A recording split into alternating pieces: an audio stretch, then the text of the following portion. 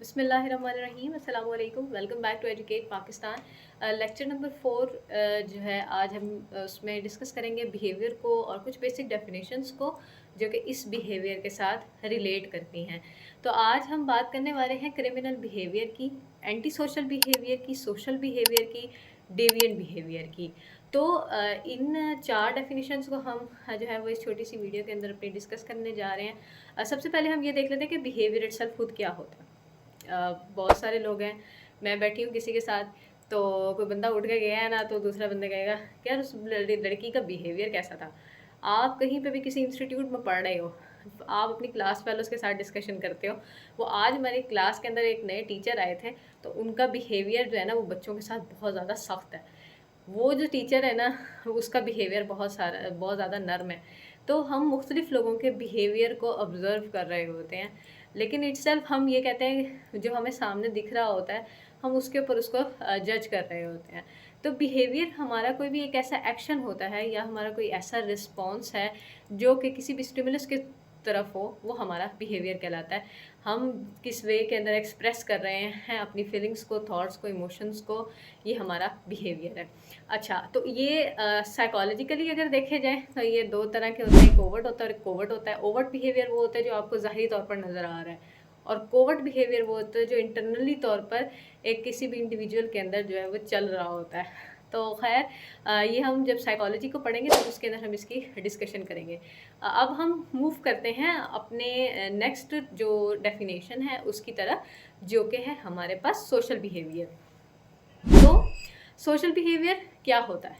हमारी सोसाइटी जिसके अंदर मैं और आप रह रहे हैं, हमारी ये सोसाइटी डिमांड करती है कुछ नॉर्म्स, कुछ वैल्यूज़, कुछ रूल्स एंड रेगुलेशंस, और वो ये कहती है कि इस सोसाइटी के अंदर रहने वाला कोई भी इंडिविजुअल है, वो चाहे बच्चा है या कोई बड़ा है, वो सोसाइटी के साथ जो है वो एक बॉन्ड के अंदर रहे, और जो सोसाइटी ने रूल्स एंड रेगुलेशन सेट कर दिए हैं वो उसके मुताबिक अपनी ज़िंदगी को गुजार सके।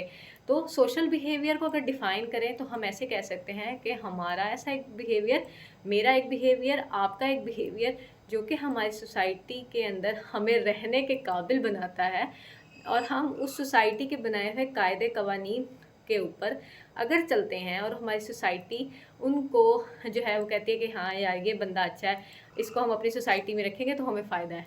और अगर किसी का कोई बिहेवियर ऐसा है जो कि उसको पसंद नहीं आ रहा, उसको सोसाइटी से एलिमिनेट कर दिया जाता है। तो हमारा सोशल बिहेवियर जो है वो इस सब चीज़ों का जो है वो एक आंसर है। इसके बाद हम बात करते हैं अपनी नेक्स्ट डेफिनेशन के ऊपर, जो कि है एंटी सोशल बिहेवियर। जैसे कि हमारे पास टर्म है एंटी और सोशल। एंटी से मुराद होता है अगेंस्ट, एंटागोनिस्ट, यानी कि आप एंटी का वर्ड किसी भी टर्म जो है आप उसके अंदर सब्जेक्ट के अंदर अगर आप देखते हैं तो आप उसको यही कहेंगे कि एंटी का मतलब होता है अगेंस्ट। ठीक है, यहाँ तक अगर आपको क्लियर हो गया तो फिर आगे चलते हैं। उसके बाद एंटी सोशल बिहेवियर, जो अगर इसको हम एक्सप्लेन करने पे आएँ तो मैं ऐसे डिफ़ाइन करूँगी कि हमारा एक ऐसा बिहेवियर, किसी भी इंडिविजुअल का ऐसा बिहेवियर जो कि सोसाइटी के बनाए हुए कवानीन के अगेंस्ट चला जाए। मेरी सोसाइटी है, मैं जहाँ रह रही हूँ, मेरी सोसाइटी मुझे जो है वो इजाज़त देती है कि भाई आप जो है वो जैसे मिसाल के तौर पर मैं कहती हूँ कि मेरी सोसाइटी कहती है कि आप एजुकेशन अपनी कंप्लीट कर सकती हो, आप जब चाहे आप जो है वो जाके अपनी एजुकेशन ले लो। लेकिन मेरी ही सोसाइटी अगर मुझे कह दे कि आप अपनी एजुकेशन आगे फर्दर कंप्लीट नहीं कर सकती, या मैं 5 जमातें पढ़ सकती हूँ या मैं 10 जमातें पढ़ सकती हूँ और इससे ज़्यादा मैं आगे जा ही नहीं सकती, उस सोसाइटी के अंदर रहते हुए कोई पर्सन जो है या सोसाइटी का जो हेड है उसको ये बात अगर जो है वो नागवारा नहीं गुजरती कि वहाँ की कोई भी बच्ची जो है वो आगे जाके पढ़े, तो वो एक, और वो बच्ची उसके अगेंस्ट चली जाए और वो आगे जाके पढ़े, तो ये एक एंटी सोशल बिहेवियर है। लेकिन ये एक डेफिनेशन के लिहाज से मैंने आपको बताया। जब हम क्रिमिनोलॉजी के अंदर इसको हम देखेंगे तो कोई भी पर्सन है वो क्राइम कमिट कर रहा है, तो उसका वो पर्सन का क्राइम कमिट करना या कोई ऐसी इलीगल एक्टिविटी परफॉर्म करना जो कि सोसाइटी के कवानीन के अगेंस्ट है, तो वो उसका एंटी सोशल बिहेवियर होगा। अब इसको आगे हम तीसरी डेफिनेशन के अंदर मज़ीद जो है वो एलेबरेट करते हैं। हमारे पास तीसरा बिहेवियर आता है डेविएंट बिहेवियर। अब डेविएंट बिहेवियर क्या होता है? डेविएंट बिहेवियर बेसिकली एक ऐसे पर्सन का बिहेवियर है जो कि सोसाइटी के बनाए हुए कवानीन को एक्सेप्ट करता ही नहीं है। जैसे मिसाल के तौर पर आप ये कह लें कि क्लास के अंदर एक आधा बच्चा ऐसा होता है लाजमी, जो कि कहता है कि नहीं, जो टीचर ने कहा मैंने तो उसको बिल्कुल नहीं सुनना, ठीक है, और मेरे तो अपने कायदे कवानीन होंगे और मैं जो हूँ जो बोल रहा हूँ वो ठीक है।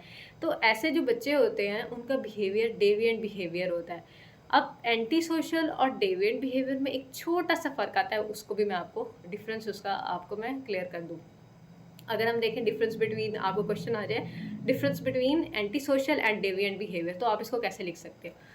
जो हमारे पास एंटी सोशल बिहेवियर है वो कोई भी पर्सन, कोई इंडिविजुअल जिस सोसाइटी में रह रहा है, उस सोसाइटी ने कुछ नॉर्म सेट किए हैं, वो उनको एक्सेप्ट कर रहा है और एक्सेप्ट करके उसके अगेंस्ट चला गया है, तो वो है उसका एंटी सोशल बिहेवियर।